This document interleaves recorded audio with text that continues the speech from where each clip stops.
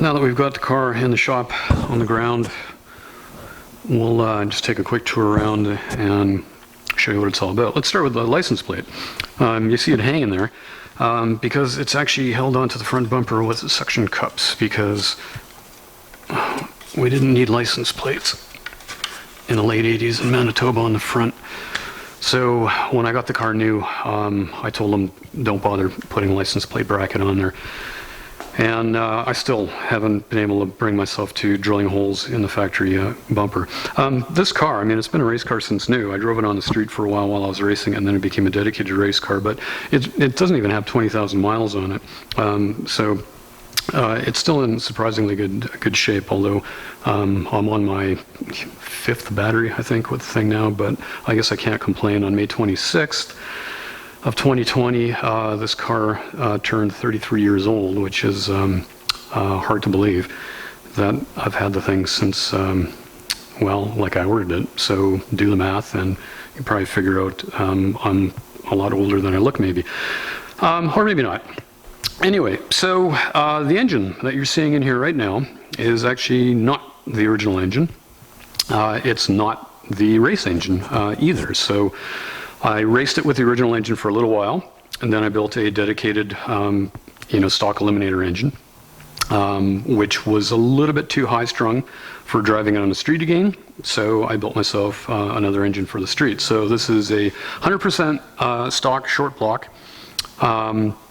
It's got heads with bigger valves, and it's a stock intake still. And the camshaft that's in here right now is actually, surprisingly, it's a little bit tamer than the race cam. It's got more lift because, I don't have rules anymore, but it's actually got less duration than what I actually ran.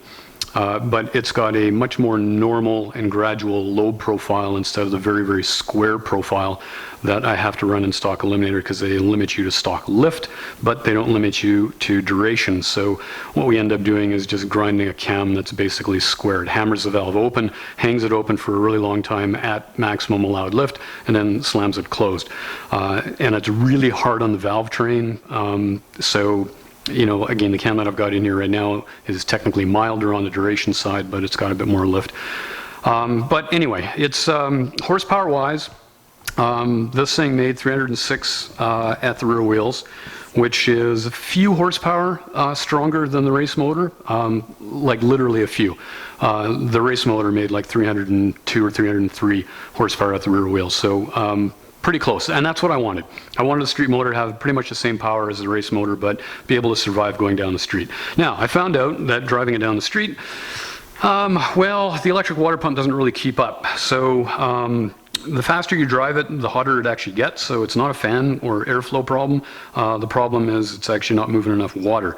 So I bought a high flow water pump, because I know that the one that's on there right now is one with it's got the open innards in it, instead of having the actual passages.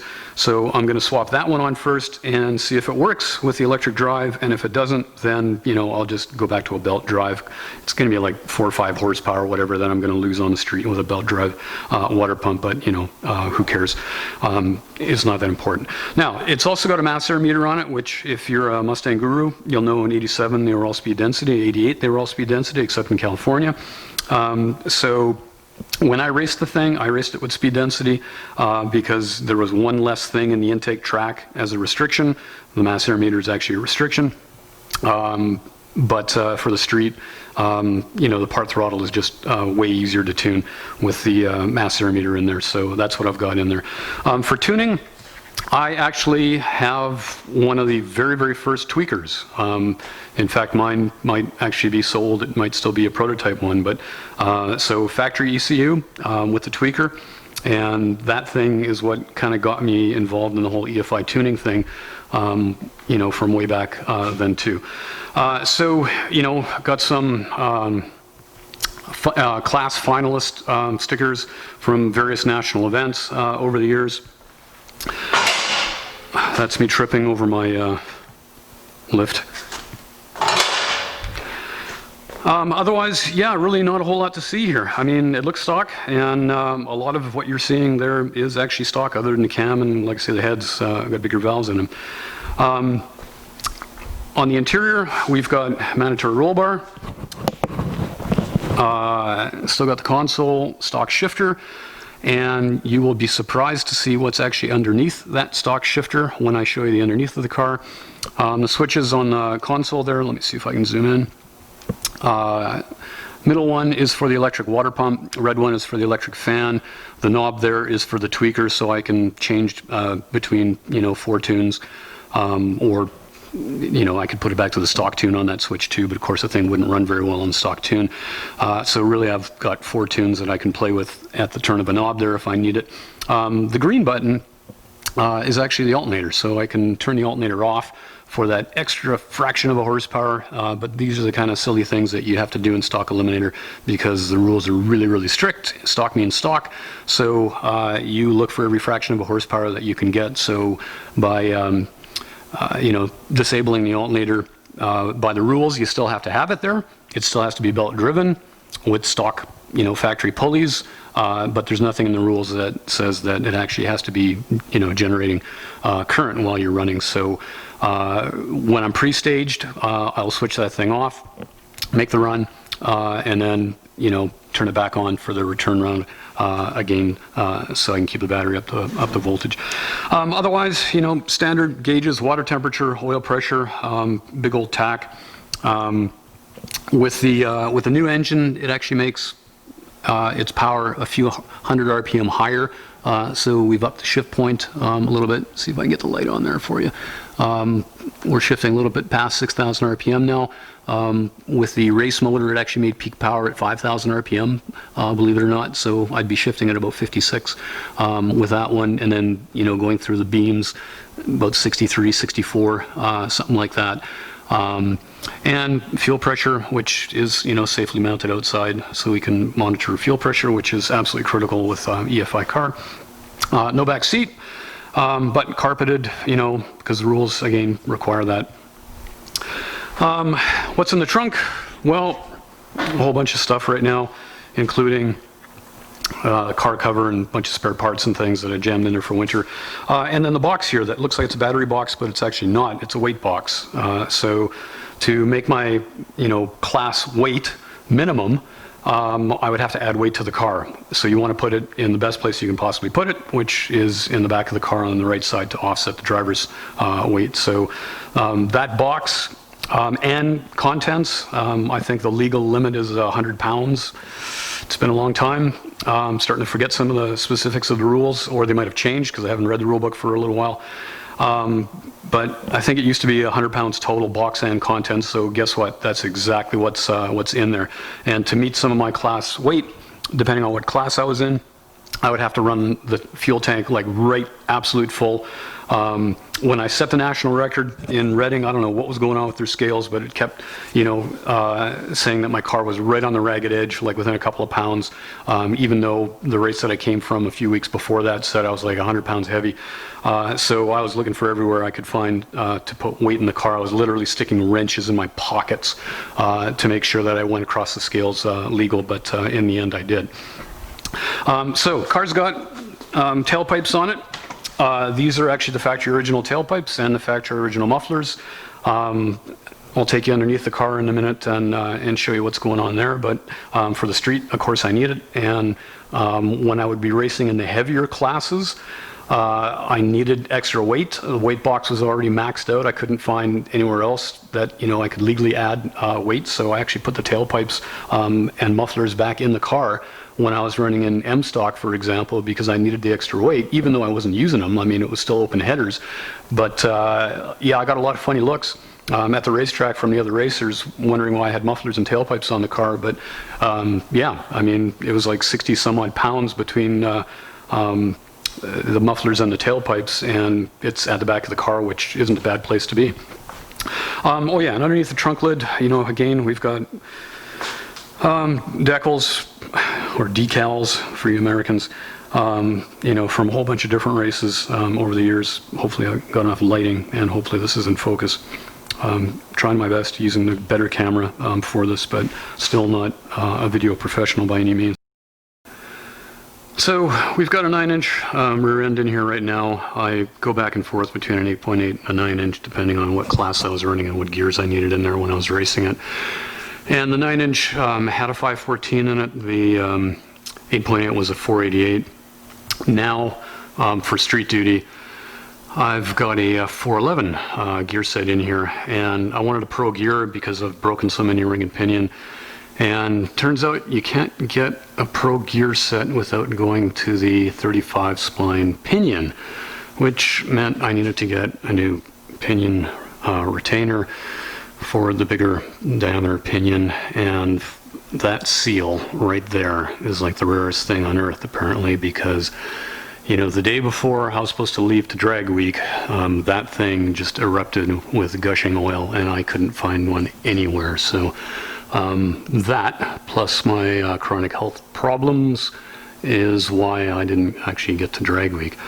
Now, while we're under here, what else can I show you? So, aluminum drive shaft, which is what I'm running now for the street, and transmission is actually an old, really old Doug Nash Pro Shift. It's a race box, so it's got straight cut teeth on the gears, and it's got the magnesium housing, tail shaft and main housing too, so that saves a little bit of weight.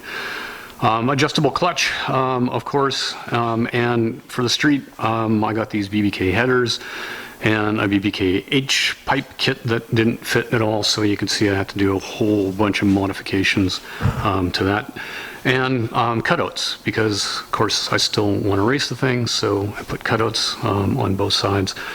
And really, that's all there is to see underneath here. So yeah, anyway, that's where the car is at right now. So the goal is we're going to drive the thing on the street again and have some fun with it, instead of it being just a dedicated race car. That's why we've got street wheels and street tires on it. And on the front, we've actually got a weld drag light and a street tire now. Come on, focus. And when I raced it, I had monocoques on the front, and I would run a Moroso. Front runner was way lighter than you know, the street legal tire, and taller too, which gave me a little bit more rollout. Again, every 100th of a second is what you're chasing in Stock Eliminator. For rear tires, when I raced it, I would run a 30-inch slick. You're limited to a 9-inch wide slick max. You know, for street and strip, now, who cares? I'm not going to tub the car, but I'm running a 10-inch slick and on a 10-inch wheel and a 26-inch only. And that's because, you know, I went from 488s and 514 rear gears down to a 411 now for the street. So going to the shorter slick gets me some of that gearing back, but, you know, the car is quite a bit slower in the 60-foot now than what it used to be with all that gear. So best 60-foot for the car was, I want to say 151 or 152 in Stock Eliminator form. And that was at various tracks, so there wasn't one magical track that did that. And now, you know, I made some test runs with the car in street form here last fall, and we were in the low 160s, so it was about a tenth slower to 60 feet. Now, engine hadn't been broken in yet. It actually still had brake and oil in it, and hadn't been tuned on the dyno, things like that. So I'm hoping, you know, I can get some of that back. We'll see what happens if I can make it out to the racetrack this year. So, you know, it's been a good couple of days, you know, health-wise. So found the strength and energy to drag this thing out of storage and make this video for you guys. Hopefully this trend continues, and, you know, I can get out into the shop. I got a few things that still need to be changed again, you know, the water pump on it. Caster camber plates I want to install because, you know, it's got like no caster in it, and caster is a good thing at speed. And the electric fans, I want to put a thermostatic control in there so I don't have to babysit it manually by watching the gauge all day and working the switch myself. So we're going to do that. Mentioned the water pump already, and a few other things I can't even remember. I got a short list of things that I wanted to get done too, just to add some reliability to the car, not so much for any more power. But yeah, just you know, I've had this car forever, You know, basically, I'm the only owner it's ever had, and I'm the guy that ordered the silly thing with a radio delete. So, I mean, that's what it came with. There is no antenna. And if I show you what the dash looks like, it's got a block-off plate where the radio is supposed to be on the dash. Again, hopefully I've got enough light in here to show you. So yeah, that's what the console looks like when you don't get a radio. You get a little storage pocket and you get a blank thing there, and the little light that's hanging out there is just for the line lock. Now, I probably should highlight the other weird. Those are the original seats. I ordered this thing with the vinyl interior option, which at the time I didn't think was a really big deal. Turns out it was. Very, very few people ordered the vinyl interior option. I ordered it because I knew it was going to the racetrack and I'd be rolling around underneath the car and dragging in grease and, you know, tire rubber and stuff like that, and I figured a cloth interior would get destroyed in no time, whereas the vinyl you could just wipe it off. So it was a low-cost option. I think I had to pay a little bit extra for it, but it was like pretty cheap. But it turns out in the end it's like a super rare thing. So that's kind of neat. So if you look up the production figures for an '87 5-liter LX sedan in black. It's, I want to say in the 60s, like 62 cars, something like that. Not a lot of them made. If you add in the fact that it's got a vinyl interior and a radio delete, I mean, you're looking at a one-of-one car. So, I mean, this is a car that like I will literally die with. This car is never going to be for sale as long as my brain still sort of works, and you know I can still shift and you know drive with both hands and both feet because that's my thing. I'm a stick man, and anyway, so give you a little bit of a tour of this thing. Like I say, I've got a short list of things I don't want to get done on it, and then I want to try and enjoy it on the street now that I'm allowed to drive it again, and then we want to get back to that thing. So, thanks for tuning in. Thanks for watching.